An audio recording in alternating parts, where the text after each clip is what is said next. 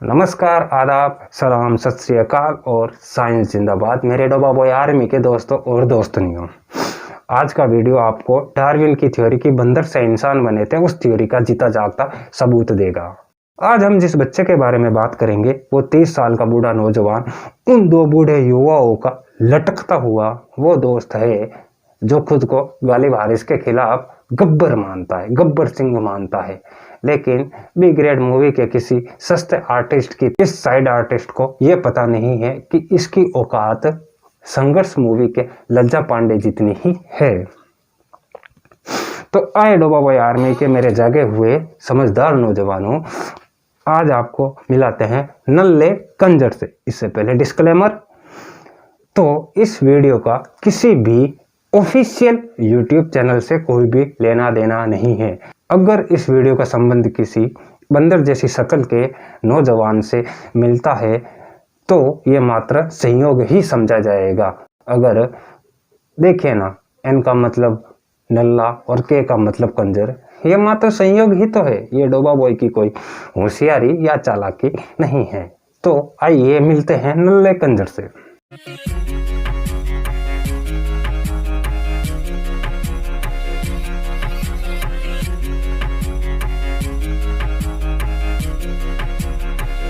डोबा boy army के मेरे नौजवानों, अगर आपको नल्ले कंजर के बारे में नहीं पता है तो नल्ला कंजर पाकिस्तान के चिड़ियाघर का बचा हुआ वो आखिरी बंदर है जिसे केला खाना नहीं लेना पसंद है।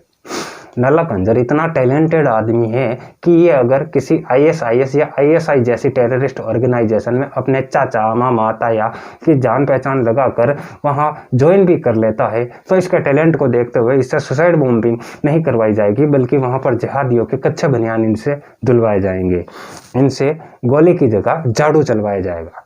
नल्ला कंजर अपने बचपन में भी बहुत होशियार था। ये इतने होशियार थे कि मदरसे के मौलवी साहब अपनी बीवी को मायके भेजकर इनको अकेले में एक्स्ट्रा क्लास दिया करते थे बायोलॉजी की।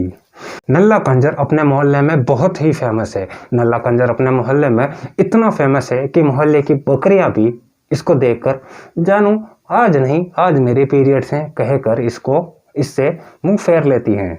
नल्ला कंजर जब भी आपको ट्विटर या यूट्यूब पर गालिब हारिस स्पार्टकस या किसी भी एथियस्ट को धमकी देता हुआ नजर आए तो आप समझ लीजिए कि नल्ला कंजर अपने मोहल्ले के किसी 4 साल के बच्चे से पिटकर आया है या अपने ही मोहल्ले के किसी कुत्ते ने इसको काटा है या इसके पीछे भागा है जिसका गुस्सा ये एथियस्टों पे निकाल रहा है। नल्ला कंजर की जिंदगी बहुत आसान चल रही थी, लेकिन नल्ला कंजर की इस खुशियों भरी जिंदगी में इसको सिर्फ एक ही दुख है। नल्ला कंजर की जिंदगी का सबसे बड़ा दुख यह है कि मदरसे के मौलवी साहब, मस्जिद के मौलवी साहब ने इसका खतना नहीं किया। और आज भी जब ये मौलवी साहब से खतना करवाने जाता है तो मौलवी साहब ये कहकर इसको आगे भेज देते हैं कि जिसका 2 इंच का हो उसे खतना करवाने की क्या जरूरत।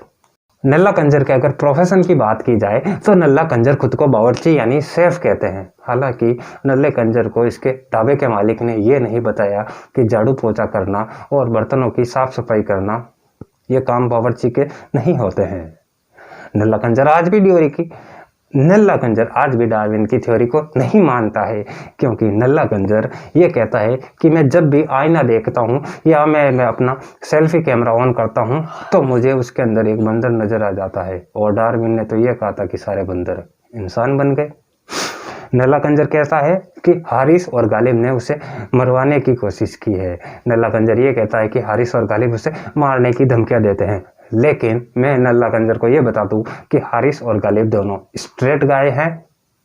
वो लड़के नहीं मारा करते, उनकी मौलवी जैसे कोई शौक नहीं है भाई, तेरी गलत फहमी है। नल्ला कंजर कहता है कि वो जारा को मस्टर्ड ऑयल भेजना चाहता था, और जब नल्ला कंजर जारा को मस्टर्ड ऑयल भेजने के लिए अपने स्टॉक रूम में गया तो इसे पता चला कि इसके पास जितना भी 10 रुपए का मस्टर्ड ऑयल था वो सारा का सारा पिछली ही रात इसकी गली के चौकीदारों ने इसी पर यूज कर लिया है।